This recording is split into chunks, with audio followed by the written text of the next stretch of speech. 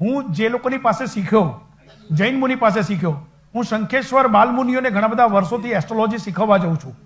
તો જૈન મુનિ પાસે શીખ્યો, તો એ જે જૈન મુનિઓ એ મને જે શીખવ્યું એ રીતે હું જૈન કોમ્યુનિટી સાથે પણ ઘણા બધા વર્ષોથી જોડાયેલો છું. તો આ વાત કરતા પહેલા જૈનની એક વાત કરી દઉં. શંખેશ્વર, આમાંથી કેટલા જૈન છે? જે જૈન હોય હાથ ઊંચો કરે. શાબાશ. શંખેશ્વર જતા હશો તમે બધા, અને શંખેશ્વર જવું જોઈએ. પાર્શ્વનાથ દાદાની બહુ જ મોટી મૂર્તિ છે. એ જે મૂર્તિ છે ત્યાં દર્શન કરવા પછી જજો, પણ દાદરા ચડીને પછી ડાબા હાથથી શરૂ કરો તો નાની નાની ડેરીઓ છે. 108 પાર્શ્વનાથ દાદાની 108 નાની નાની ડેરીઓ છે.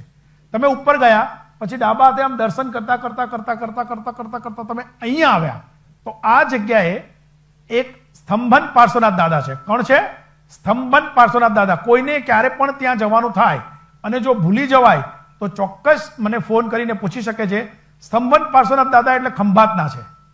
અને હું એવું માનું છું કે જો ક્યારેક ખંભાત તરફ એટલે કે બરોડા તરફ જવાનું થાય અને ખંભાત બાજુ ક્યાંક જવાનું થાય તો ત્યાં સ્તંભન પાર્શ્વનાથ દાદાના દર્શન કરવા જવું જોઈએ.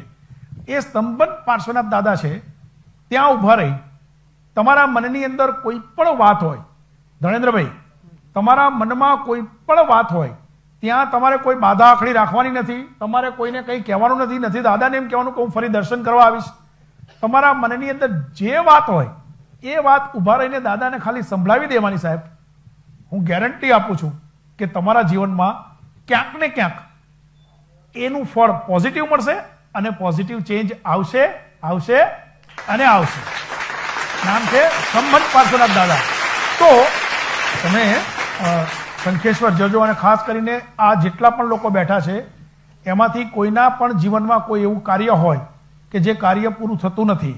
ઘણી બધી વખત લોકોના ફોન આવે છે, બાપુ અમારે મકાન વેચવું છે, અમારે મકાન લેવું છે, અમારે દીકરીનું થતું નથી, અમારા છોકરાઓ બરાબર ભણતા નથી, કંઈ પણ વાત હોય, કંઈ પણ વાત, તમે ત્યાં જઈ, એવું નથી કે માત્ર જૈન જઈ શકે.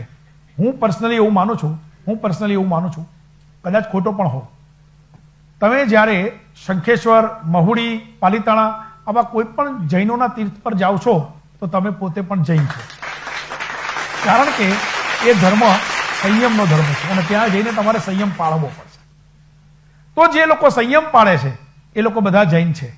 હવે જ્યારે તમે સ્તંભન પાર્શ્વનાથ દાદાના દર્શન કરીને તમે પાછા આમ બહાર નીકળો છો ત્યારે ત્યાં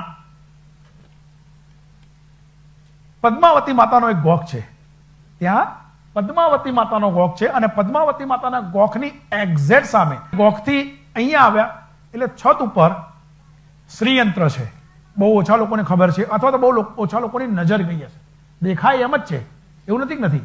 પણ તમે ફરતા ફરતા આવ્યા, પદ્માવતી માતાનો ગોખ આવ્યો અને ગોખની સામે થોડાક આમ દૂર આવી, આમ ઘણી જનરલી આપણે એવું હોય છે કે ગોખ હોય એટલે અહીંયા ઉભા રહીને આપણે દર્શન કરીએ છીએ, પણ તમે ગોખથી થોડા દૂર આવી, જ્યાં ઉપર શ્રીયંત્ર છે એની એક્ઝેક્ટ નીચે ઉભા રહી ખાલી આટલું બોલજો, અંકિતભાઈ જજો અને આટલું બોલજો, ઓમ પદ્માવતી પદ્મનેત્રે પદ્માસને લક્ષ્મીદાયની વાંછા પૂર્ણી રિદ્ધિ સિદ્ધિ કુરુ સ્વાહા.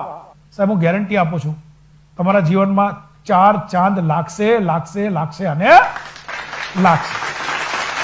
અને એક્ઝેક્ટ એની બાજુમાં મહાલક્ષ્મી માનો ગોખ છે. ઓમ રીમ શ્રીમ મહાલક્ષ્મી પુરે કુરુ સ્વાહા. બસ આટલું બોલો સાહેબ. શંખેશ્વર બહુ દૂર નથી, મને લાગે છે 185 કિલોમીટર હશે આપણે અહીંયાથી.